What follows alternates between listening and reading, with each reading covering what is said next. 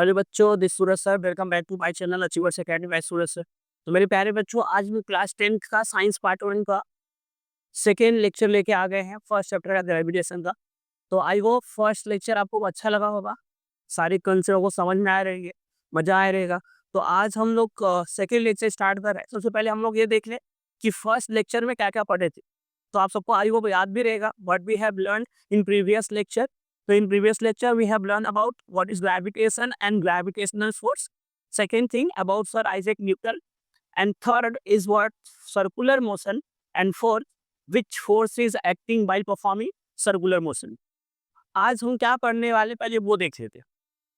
What will we learn today? तो आज हम क्या पढ़ने वाले हैं? सबसे पहला चीज हम कैपलर्स लॉ के बारे में पढ़ने वाले हैं कि कैपलर्स लॉ क्या है। फिर हम लोग Newton universal law of gravitation के बारे में पढ़ने वाले हैं, inverse square law of gravity के बारे में पढ़ने वाले हैं, और फोर्थ चीज अर्थ ग्रेविटेशनल फोर्स के बारे में पढ़ने वाले हैं। ठीक है, तो चलो स्टार्ट करते हैं कंसेप्ट नंबर 1 से, कैपलर्स लॉ। तो स्टार्टिंग में तो जितने भी एस्ट्रोनॉमर्स और जितने भी साइंटिस्ट है, एस्ट्रोनॉमिकल ऑब्जेक्ट को, जितने भी प्लेनेट का मोशन जो था उसको अपने नेकेड आइज से देखते थे, खुली हुई आंखों से देखते थे, और जो भी उनको लगता था वो क्या करते थे, लिख लेते थे। क्योंकि पहले टेलीस्कोप नहीं था ना, गैलीलियो से पहले टेलीस्कोप नहीं था। तो जितने भी एस्ट्रोनॉमर्स थे एस्ट्रोनॉमिकल ऑब्जेक्ट को, वो क्या करते थे, नेकेड आइज खुली हुई आंखों से देखते थे, और जो भी उनको समझ में आता था, जो भी ऑब्जर्व करते थे, वो डॉक्यूमेंट्री वे में लिख देते थे। तो क्या हुआ, एक अपने कैपलर्स जो सर हैं, कैपलर्स अंकल जो हैं, उन्होंने सब जितने भी जो एस्ट्रोनॉमिकल ऑब्जर्व के बारे में, सारे डॉक्यूमेंट के बारे में स्टडी किया। तो उसमें क्या ऑब्जर्व किया, उन्होंने क्या ऑब्जर्व किया कि ये जो प्लेनेट का मोशन है, ये सर्टन रूल फॉलो करता है, सर्टन लॉ फॉलो करता है। और उसने क्या किया, कैपलर ने क्या किया, इसके बारे में 3 लॉ स्टेट कर दिया। तो Kepler stated 3 law about planetary motion. ठीक है, तो this law is called as what, Kepler's law. इन लॉ को क्या बोलते हैं, कैपलर्स लॉ। चलो कैपलर्स के first law, second law, third law के बारे में देखते हैं। कैपलर फर्स्ट लॉ क्या है, कैपलर ने बोला जो प्लेनेट के ऑर्बिट है वो एलिप्स जैसा है। प्लेनेट का जो ऑर्बिट है वो कैसा है, एलिप्स जैसा है। और देखो एलिप्स में 2 फोकस होता है, जैसे सर्कल में सेंटर होता है ना, वैसे एलिप्स में 2 फोकस होता है। तो 2 फोकस होता है, एक फोकस को फोकस बोलते हैं। अगर एक से ज्यादा है तो प्लूरल फॉर्म हो गया, मोर देन वन। तो जब एक से ज्यादा फोकस होता है उसको बोलते हैं फोकाई। क्या बोलते हैं, फोकाई। तो कैपलर ने क्या बोला, जो प्लेनेट का ऑर्बिट होता है वो एलिप्स जैसा है। कैसा है, एलिप्स जैसा है। और उसके एक फोकस पे सन होता है। तो क्या बोला, the orbit of a planet is an ellipse. The orbit of a planet is an ellipse with the sun at one of the foci. देखो, the orbit of a planet is an ellipse with the sun at one of the foci. Kepler ने क्या बोला कि जो planet का orbit होता है वो इलिप्स जैसा होता है, और उसको एक फोकस पे सन होता है। अब फोकस जब भी एक से ज्यादा होता है तो फोकाई बोलते हैं।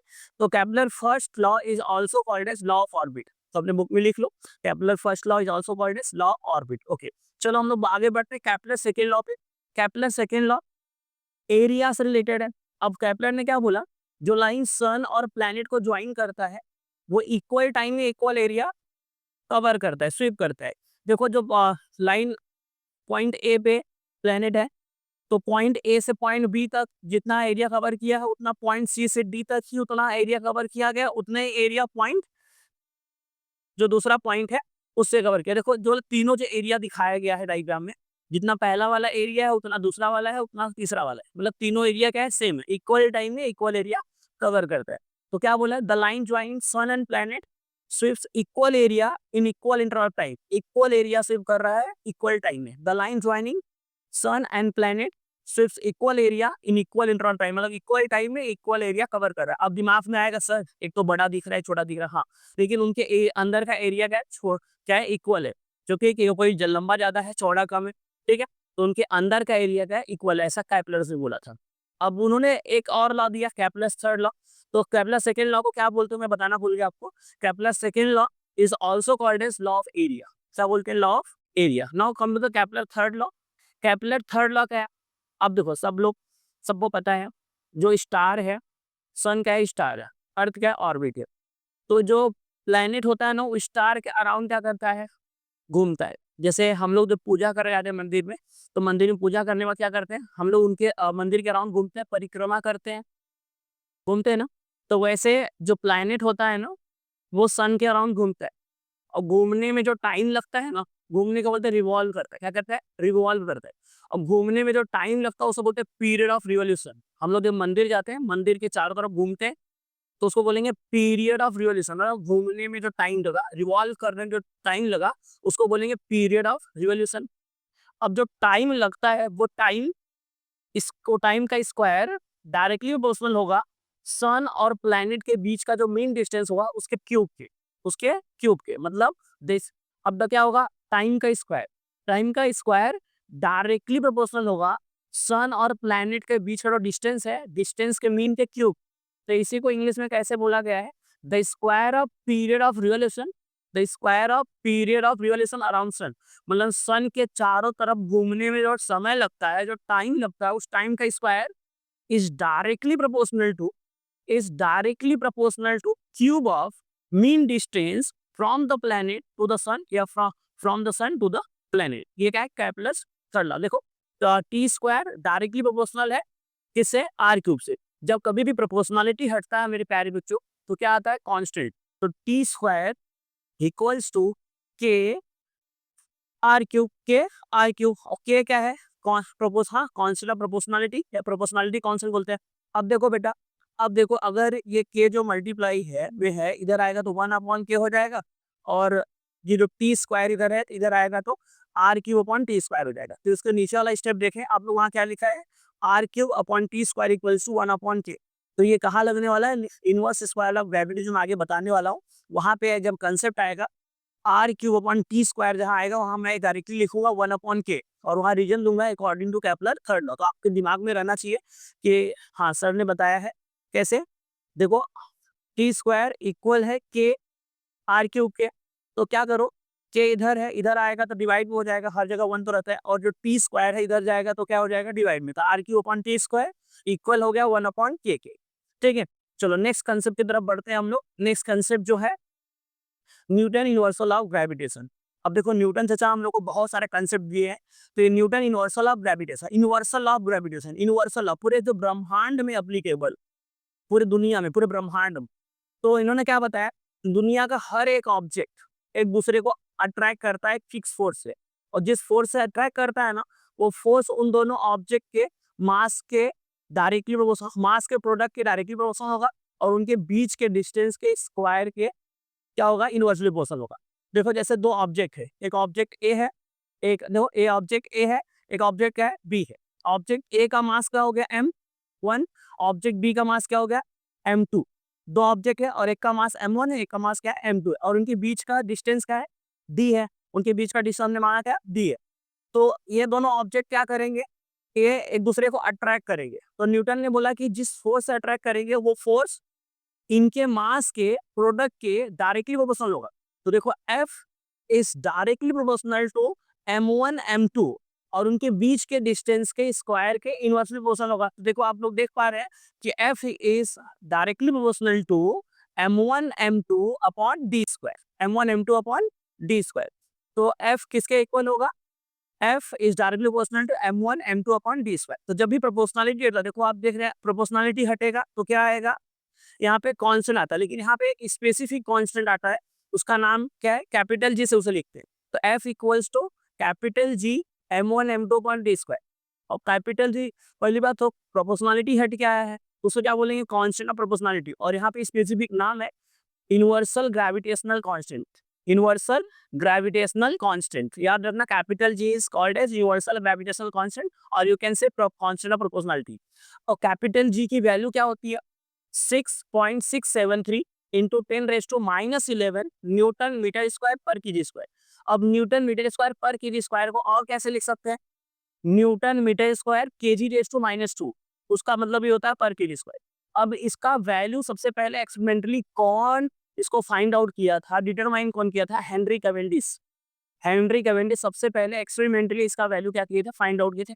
ओके, चलो हम लोग अभी नेक्स्ट कंसेप्ट तरफ बढ़ते हैं। पहले आज के बाद अगर कोई आपसे बोला न्यूटन यूनिवर्सल ऑफ ग्रेविटेशन क्या होता है, तो जैसा आप देख पा रहे हैं, every object in this universe attract each other with definite force, this force is directly proportional to product of masses of two object. मतलब दो ऑब्जेक्ट जो मैं अभी दिखाया, उनके मास के डायरेक्टली प्रोपोर्शनल होगा। मतलब F is directly proportional to m1 into m2 and inversely proportional to square of distance between them, square of distance between them मतलब D square F proportional to m1 m2 upon D square. ये क्या हो गया इसका, इसका हो गया हम लोग, जैसे आपको पूछा जाएगा state Newton universal of gravitation, तो आपको यही लिखना है, ठीक है। चलो अभी हम लोग नेक्स्ट कंसेप्ट तरफ बढ़ते हैं। न्यूटन यूनिवर्सल ऑफ ग्रेविटेशन हो गया। नॉ नेक्स्ट कंसेप्ट जो है हमारा सेंटर ऑफ मास। आप देख पा रहे हो कि यहाँ पे एक जो लड़की है वो फुटबॉल को अपनी फिंगर पे क्या कर रही है, बैलेंस कर रही है। हम लोग नचाते हैं ना, कभी तो बुक बैलेंस करते हैं, बुक नचाते हैं उंगली पे ना, फुटबॉल को नचाते हैं, कभी कभी बैट को बैलेंस करते हैं ऐसे ना। तो क्या होगा, एक वो एक पर्टिकुलर पॉइंट पे ही बैलेंस करेंगे तो ही बैलेंस होता है वो। मतलब उस पॉइंट, जिस पॉइंट पे वो ऑब्जेक्ट बैलेंस हो जाता है ना, उस पॉइंट को क्या बोलते हैं, सेंटर ऑफ मास। मतलब ऑब्जेक्ट का अंदर या बाहर का जो वो पॉइंट, जिस पॉइंट पे उस ऑब्जेक्ट का पूरा मास क्या होता है, कॉन्सेंट्रेट होता है, उसे बोलते हैं सेंटर ऑफ मास। तो सेंटर ऑफ मास अगर आज के बाद कोई पूछा आपको, क्या बोलेंगे, the point inside and outside the object on which the whole mass of the object is concentrated. उस पॉइंट पे उस ऑब्जेक्ट का पूरा मास क्या होगा, कॉन्सेंट्रेट होगा, उसे बोलते हैं सेंटर ऑफ मास। क्या बोलते हैं, सेंटर ऑफ मास। अब जो सबसे इंपॉर्टेंट कंसेप्ट आ रहा है आज के लेक्चर का, इनवर्स स्क्वायर ऑफ ग्रेविटी, जिसको अपने बुक में यूनिफॉर्म सर्कुलर मोशन भी बोला दिया है वहाँ पे हेडिंग में, और मैग्नीट्यूड ऑफ सेंटीमीटर फोर्स दिया है। तो अब देखो, अब ये बहुत इंपॉर्टेंट कंसेप्ट है, अभी तक बोर्ड में कभी नहीं आया है, लेकिन इस बार आ सकता है। अगर 3 नंबर में अगर डिराइव करने के लिए आया तो दे सकते कि कैपलर का थर्ड लॉ को यूज करके न्यूटन ने इनवर्स स्क्वायर ऑफ ग्रेविटी कैसे डिराइव किया था, वो प्रूफ करो, तो आपको ऐसे करना है। तो हम लोग कंसिडर करेंगे कि एक ऑब्जेक्ट है जो एक सर्कुलर पाथ पे क्या कर रहा है, कांस्टेंट स्पीड से घूम रहा है। तो हम क्या लिखेंगे, consider an object moving in a circle with constant speed. एक ऑब्जेक्ट है जो कांस्टेंट स्पीड से सर्कल में घूम रहा है। फिर अभी यहाँ उस ऑब्जेक्ट का कुछ मास होगा, उस किसी एक वेलोसिटी से घूम रही है। अगर कोई ऑब्जेक्ट सर्कुलर मोशन में मूव कर रहा है तो किसके कारण कर रहा है, सेंट्रीपिटल फोर्स के कारण। वी हैव सीन अर्लियर, हमने इसे पहले देखा है कि such motion is possible only object is constantly act upon a force by directed toward centre. वो फोर्स जो एक्ट होगा, ऐसा मोशन तभी पॉसिबल है जब फोर्स कहाँ एक्ट होगा, सर्कल के सेंटर की ओर। This force is called as centripetal force. ये आप लोग बोर्ड में नहीं लिखेंगे तो अभी डायरेक्टली लिख देना, such motion is possible only centripetal force is acted on that object. अब यहाँ पे क्या लिखेंगे, if n is the mass of object, v is the velocity of an object, r is the radius of circle. R क्या है, radius of circle. अगर किसी object का मास m है, वो भी वेलोसिटी से मूव कर रहा है, आर रेडियस वाले सर्कल में मूव कर रहा है, तो उस पर कितना सेंट्रीपिटल फोर्स लगेगा, कितना, M V square upon R. तो F equals to M V square upon R. तो अगर कोई बच्चा देखो, और यहाँ पे m क्या है, m को हम लोग मानेंगे, m क्या है, प्लेनेट का मास हो। तो यहाँ let m with the mass of planet, g with the speed of, क्या है, वेलोसिटी ऑफ प्लेनेट, हाँ स्पीड है, स्पीड ऑफ प्लेनेट है, and R is the radius, हाँ distance of planet from sun या स्टार बोल सकते हो तो सन। आर क्या है, रेडियस मतलब क्या, distance of planet from sun. अब मेरे प्यारे बच्चों, distance travel by planet in one revolution कितना होता है। अगर आपको कोई पूछा distance travel by planet in one revolution, एक सर्कुलर पाथ पे रिवॉल्व कर रहा है, तो सर्कुलर पाथ पे अगर कोई ऑब्जेक्ट रिवॉल्व करेगा तो कितना डिस्टेंस ट्रेवल करेगा, जितना सर्कल का सरकमफेरेंस होगा। और सर्कल का सरकमफेरेंस कितना होता है, 2πr। तो distance travel by planet in one revolution कितना होगा, 2πr। कितना होगा, 2πr। तो सबसे ये दिमाग में याद रखो, distance travel by planet in one revolution 2πr, कितना, सरकमफेरेंस ऑफ सर्कल जितना होगा। तो मैं मतलब पेरीमीटर ऑफ सर्कल में सरकमफेरेंस ऑफ सर्कल। तो सबसे पहले, सिंस वेलोसिटी इक्वल्स टू क्या होता है, velocity equals to distance travel upon time taken, distance travel upon time taken. अब डिस्टेंस कितना ट्रेवल किया, सरकमफेरेंस ऑफ सर्कल, जितना सर्कल का सरकमफेरेंस है, अपॉन टाइम पीरियड में टाइम टेकन। अब सरकमफेरेंस ऑफ सर्कल कितना होता है, distance travel by planet in one revolution कितना है, 2πr। सरकमफेरेंस ऑफ सर्कल कितना होता है, 2πr upon t। Make it equation number 1। इसको क्या बना दिया, इक्वेशन नंबर 1 बना दिया। अब देखो, अभी हमने पढ़ा था कि किसी भी ऑब्जेक्ट अगर मास m है, v वेलोसिटी से अगर वो मूव कर रहा है सर्कुलर पाथ पे, और सर्कल का रेडियस r है, तो उससे कितना कितना सेंट्रीपिटल फोर्स लगेगा, F equals to M V square upon R. तो इसको क्या कर देंगे, इक्वेशन नंबर 2 बना देंगे, इक्वेशन नंबर 2 बना देंगे, मेक इट इक्वेशन नंबर 2। तो मेरे प्यारे बच्चों, अब क्या करेंगे, आप देख रहे हो v इक्वल्स टू, ऊपर वाले इक्वेशन में क्या लिखे हैं, v equals to 2πr upon t। यहाँ पे क्या है M V square upon R, तो जहाँ वी है बेटा वी की वैल्यू पुट कर देंगे, क्या पुट कर देंगे 2 पाई आर अपॉन टी। तो F equals from equation 1 and 2 क्या लिखेंगे, F equals to M upon R into V के जगह पे हम लोग 2 पाई आर अपॉन टी का होल स्क्वायर लिख देंगे, जहाँ वी स्क्वायर है उसकी वैल्यू क्या पुट कर देंगे 2 pi R upon T the whole square. अब क्या होगा, 2 का भी स्क्वायर होगा, पाई का भी स्क्वायर होगा, आर का भी स्क्वायर होगा, टी का भी स्क्वायर होगा, तो क्या हो जाएगा बेटा F equals to M upon R into 2 का स्क्वायर 4 हो जाएगा, पाई का स्क्वायर पाई हो जाएगा, आर का स्क्वायर आर स्क्वायर हो जाएगा, टी का स्क्वायर टी स्क्वायर हो जाएगा। अब नीचे आर है ऊपर आर स्क्वायर है, तो आर से स्क्वायर कैंसिल हो जाएगा, आर से स्क्वायर क्या हो जाएगा कैंसिल हो जाएगा। तो आप लोग देख रहे हो आर और स्क्वायर क्या हो जाएगा कैंसिल हो जाएगा, मतलब ऊपर एक आर बचा है। अब हम लोग क्या करेंगे 4m या 4 pi square M upon 4 pi square M को अलग लिख लेंगे इंटू आर अपॉन टी को अलग लिख लिया, तो मतलब F equals to 4 pi square M into R upon T square इतना लिखा। अब क्या करेंगे ऊपर नीचे आर स्क्वायर से मल्टीप्लाई कर देंगे, क्यों, अभी मैं आपको जब कैपलर्स थर्ड लॉ पढ़ा रहा था मैं आपको क्या बोला था कि कैपलर थर्ड लॉ आर की वो कौन T square equals to 1 upon K हम कहीं पुट करने वाले, कहाँ पे इनवर्स स्क्वायर ऑफ ग्रेविटी जब प्रूफ करेंगे। तो यहाँ पे ऊपर नीचे जब आर स्क्वायर से मैं मल्टीप्लाई करूंगा तो ऊपर जो आर है वो क्या बन जाएगा आर क्यू, क्या बन जाएगा R Q upon T square, और नीचे क्या है देखो एक आर स्क्वायर है ही, तो एक आर स्क्वायर जब ऊपर मल्टीप्लाई होगा तो R into R square R Q upon T square into 1 upon R देखो रखा है। तो जब R Q upon T square आप देख रहे हो तो किसकी याद आ रही है 1 अपॉन के की, कहाँ पे स्टेपलर थर्ड लॉ में पढ़े थे, R Q upon T square की जगह पे हम लोग क्या पुट कर देंगे 1 अपॉन के, और रीजन क्या लिखेंगे according to Kepler third law. तो F equals to 4 pi square M into 1 upon K into 1 upon R square according to Kepler third law. अब क्या करेंगे इसको मल्टीप्लाई कर देंगे, ऊपर 1 से मल्टीप्लाई होगा नीचे के से, तो 4 pi square M upon K into 1 upon R square. अब देख पा रहे हैं, अब देखो बेटा ये जो 4 है 4 एक कांस्टेंट है, पाई की वैल्यू कांस्टेंट होती है और किसी भी ऑब्जेक्ट का मास भी क्या होता है कांस्टेंट होता है, अपॉन के भी कांस्टेंट है, ये पूरा का है कांस्टेंट है, हम लोग इसको क्या अज्यूम कर लेंगे कांस्टेंट। तो 4 पाई स्क्वायर एम अपॉन के जो है उसको कांस्टेंट मान लिया, तो क्या हो जाएगा force equals to constant into 1 upon R square. मतलब जो फोर्स है जो ग्रेविटेशनल फोर्स है जो फोर्स लग रहा है हाँ वो इनवर्सली प्रोपोर्शनल है किसको R square, therefore F is inversely proportional to R square. अब हम लोग क्या लिखेंगे F is inversely proportional to R square. अब इसके बाद आपको क्या बताना पड़ेगा न्यूटन ने क्या बोला था, Newton conclude that the centripetal force which is force acting on planet is responsible for circular motion. ये क्या है सर्कुलर मोशन के लिए क्या है रिस्पॉन्सिबल है, क्या है responsible must be inversely proportional to square of distance between sun and planet या प्लैनेट एंड सन। तो Newton identified that force which is the force of gravity and hence postulated that inverse square of gravity। ये पूरा आपको लिखना है ऐसे, ये 3 marks के लिए आपको 5 नंबर के लिए नहीं आ सकता, 3 मार्क्स के लिए आ सकता, अभी बोर्ड में कभी नहीं आएगी।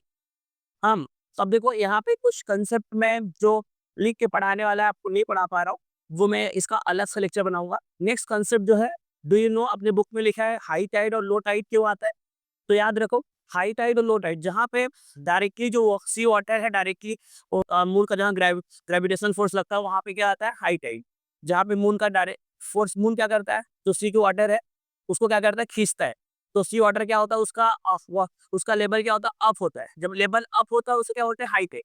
देखो ये क्या होता है कि मतलब रेगुलर इंटरवल पे आते हैं, अलग अलग प्लेस पे इसका टाइमिंग अलग अलग होता है, और जहाँ हाई टाइड आता है ना वहां से दो प्लेस पे जहाँ पे दो प्लेस अर्थ पे जहाँ 90 डिग्री होगा वहां क्या आता है लो टाइड, वहां क्या आता है लो टाइड।